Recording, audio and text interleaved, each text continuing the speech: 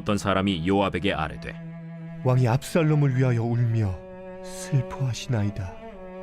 왕이 그 아들을 위하여 슬퍼한다 함이 그날의 백성들에게 들리매 그날의 승리가 모든 백성에게 슬픔이 된지라. 그날의 백성들이 싸움에 쫓겨 부끄러워 도망함같이 가만히 성읍으로 들어가니라. 왕이 그의 얼굴을 가리고 큰 소리로 부르되 내 아들 압살롬아, 압살롬아, 내 아들아, 내 아들아! 요압이 집에 들어가서 왕께 말씀드리되 왕께서 오늘 왕의 생명과 왕의 자녀의 생명과 처첩과 비빈들의 생명을 구원한 모든 부하들의 얼굴을 부끄럽게 하시니 이는 왕께서 미워하는 자는 사랑하시며 사랑하는 자는 미워하시고 오늘 지휘관들과 부하들을 멸시하심을 나타내심이라. 오늘 내가 깨달으니 만일 압살롬이 살고 오늘 우리가 다 죽었다면 왕이 마땅히 여기실 뻔하였나이다. 이제 곧 일어나 나가 왕의 부하들의 마음을 위로하여 말씀하옵소서. 내가 여호와를 두고 맹세하옵나니 왕이 만일 나가지 아니하시면 오늘 밤에 한 사람도 왕과 함께 머물지 아니할지라. 그리하면 그 화가 왕이 젊었을 때부터 지금까지 당하신 모든 화보다 더욱 심하리이다. 왕이 일어나 성문에 앉음에 어떤 사람이 모든 백성에게 말하되 왕이 문에 앉아 계신다. 하니 모든 백성이 왕 앞으로 나오니라. 정말 소중한 것을 잃어버리거나 상실했을 때 그 빈자리에는 어김없이 슬픔이 찾아옵니다. 그래서 누구도 그 슬픔을 반겨하는 사람이 없죠. 하지만 슬픔과 그 상실의 고통을 직면하면 삶의 또 다른 의미와 목적을 찾아내기도 합니다. 그 슬픔을 듣고 일어서는 그 과정을 통해서 한 단계 더 성장하기 때문일 것입니다. 지도자에게 필요한 덕목 가운데 중요한 것 중 하나가 바로 이 사사로움을 버리고 공적인 마음과 그 자세를 취하는 것입니다. 다윗의 경우를 통해 지도자가 지녀야 할 이 필수 덕목을 배우고 또 행하여서 하나님의 백성으로서 세상에서 우리가 이 영적 지도자의 역할을 잘 감당하는 우리의 모습이 되어야 합니다. 다윗은 이 압살롬의 반역을 진압하는 과정 속에서 그의 생명은 거두지 말고 살려둘 것을 요압에게 부탁을 했었죠. 그러나 요압은 다윗의 뜻을 어기고 압살롬을 아주 의도적으로 죽였습니다. 압살롬을 살려두면 당연히 후에 어떤 정치적인 문제들 또 하여튼 살려두어서 좋을 것이 없다고 스스로 판단한 것입니다. 그래서 모든 문제의 싹을 잘라버리고 싶어서 요압은 압살롬을 죽이게 됩니다. 다윗은 비록 압살롬이 자신을 배반하고 또 반역을 일으켰지만 이 아들이죠. 소중한 아들의 죽음이 너무나도 가슴이 아파서 매일같이 통곡하고 울었습니다. 다윗을 위해 목숨을 걸고 발람군과 싸워 승리를 거둔 군사들에게는 정말 민망한 상황이죠. 발람군을 진압하고 승리의 기쁨을 누려야 할 그 군사들이 슬퍼하는 이 다윗 때문에 어떤 포지션에 있어야 하는지 굉장히 처신하기가 어려웠다는 거예요. 본문은 이 백성이 마치 싸움에 져서 부끄러워 도망함같이 조용히 성읍으로 들어갔다 이렇게 표현합니다. 물론 압살롬과의 전쟁에서 승리한 일을 다른 이방 나라와의 전쟁에서 승리한 것처럼 그렇게 마냥 기뻐할 수는 없었을 것입니다. 그럼에도 다윗은 왕으로서 왕이기 때문에 승전한 군사들을 맞이해야 했다는 거죠. 그 승리는 하나님이 주신 것이기에 하나님께 영광을 돌리면서 또 감사해야 했습니다. 요압은 이 다윗의 이런 행동이 경우에 맞지 않음을 지적하면서 계속 슬퍼하고 있으면 왕 당신을 따르던 사람이 다 돌아가가지고 큰 위기에 직면하게 될 것입니다 라는 경고를 하죠. 다윗은 한 아들의 아버지가 아니라 이제 한 나라의 왕으로서 자신의 어떤 이 사적 감정들을 잘 정리를 하고 또 반란군을 진압한 이 병사들의 사기를 높여주어야만 했습니다. 비록 마음은 아주 극심한 슬픔과 고통 속에 있다 할지라도 겉으로는 승리를 기뻐하며 그 병사들의 노고를 치하하는 모습을 당연히 너무나 당연하게 보여주어야 했던 거죠. 다행히 다윗은 요압의 충고를 받아들입니다.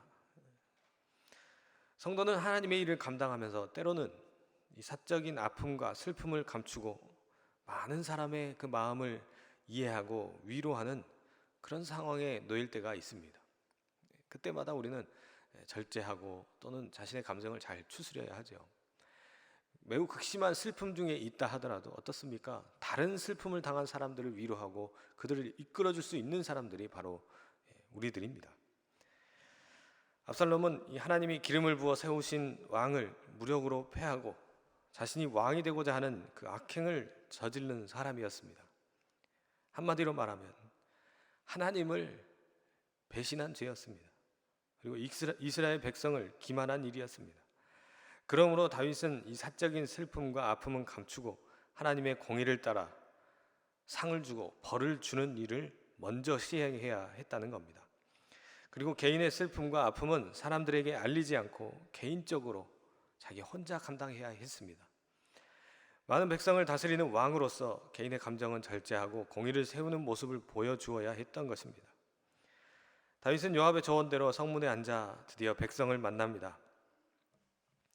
비록 요압의 속내가 있는 독한 조언이라 할지라도 합당하다고 여겨지면 겸손히 아주 즉각적으로 수용했던 것이 바로 다윗의 모습입니다. 밧세바를 범한 후에 나단 선지자가 와서 다윗의 죄를 지적할 때도 마찬가지였죠. 그 즉시 돌아서는 것이 바로 이 다윗의 장점입니다. 이런 공의에 근거한 자세는 하나님이 자기 백성의 죄를 사하시고 구원을 베푸시기 위해 행하신 그 구원의 역사에 잘 나타납니다. 예수님이 십자가의 고난을 앞두고서 겟세마네 동산에서 기도하실 때 어떠했습니까? 이 잔을 피할 수 있는 방법이 없느냐고 하나님께 간구하셨지만 하나님은 끝내 모든 사람의 영혼을 구원하기 위해서 아들의 생명을 모든 사람의 생명을 대신해서 값으로 지불하셨습니다. 이것이 하나님의 공의에 합당한 이치이기 때문입니다.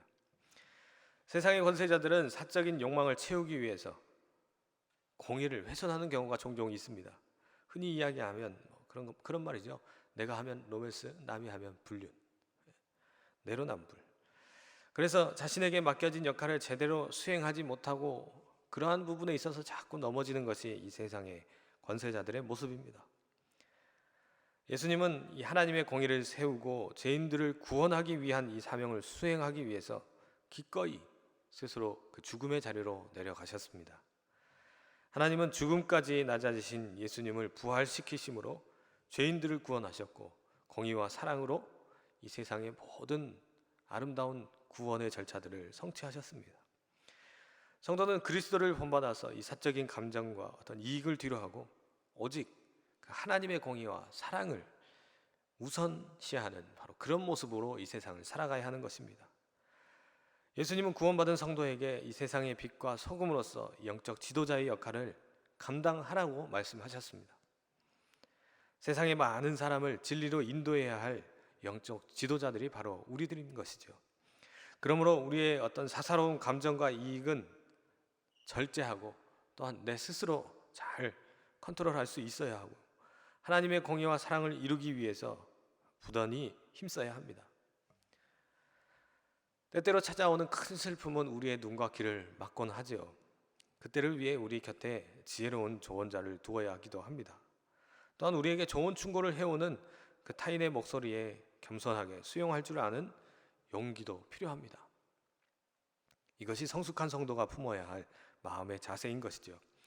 오늘도 우리에게 늘 바른 길을 조언하시는 그 성령님을 의지함으로 이 믿음의 길을 잘 동행해 가시길 다시 한번 주님의 이름으로 축복합니다. 기도하겠습니다. 아버지 하나님 감사합니다. 오늘도 우리에게 나타나 주시고 우리와 함께 해주셔서 오늘도 이 어두운 세상을 밝히 비추는 소금과 빛으로 살아가게 하시니 너무나 감사합니다. 하나님 때로는 우리에게 슬픔과 어려움이 찾아온다 할지라도 하나님 때마다 그 성령님의 감동하심, 성령님의 인도하심으로 그 모든 일들을 돌파하게 하여 주시고 또한 그 슬픔 중에서도 우리가 하늘의 소망을 두며 그 모든 일들을 극복해 나갈 때에 더욱더 성숙한 믿음으로 나아가는 저희의 삶이 될 수 있도록 주님 인도하여 주시옵소서. 하나님 이 믿음의 길에서 저희들이 스스로 어떤 것들을 취하고자 할 때 넘어지거나 또한 쓰러져 있을 때가 너무나 많습니다. 하지만 그때마다 우리가 추구해야 할 것이 무엇인지 다시 한번 기억하게 하시고 이 마음에 생각나게 하여 주셔서 이 믿음의 길에서 날마다 승리하며 전진하는 저희들이 될 수 있도록 주님 함께하여 주시옵소서. 오늘도 사랑하는 백운교회 위에 늘 함께하여 주시고 우리의 모든 속한 주님의 자녀들 위해 하나님 늘 형통으로 함께하여 주실 줄로 믿사오며, 또한 이 육신의 질병이나 또한 고통으로 인하여 힘들어하고 괴로워하는 우리 사랑하는 지체들 가운데도 능력으로 함께하여 주셔서 회복시켜 주시고 더 나은 삶으로 인도하여 주셔서 이전보다 더 강건한 모습으로 주님께 예배하며 섬기는 주님의 종들이 될 수 있도록 주님 함께하여 주시옵소서. 또 멀리 계시는 우리 사랑하는 담임 목사님에게도 함께하여 주시고 이제 돌아오시는 길에 여정을 밟으실 텐데 하나님께서 선한 길로 인도하여 주시고 정말 건강하게 잘 돌아오실 수 있도록 주님 함께하여 주시옵소서.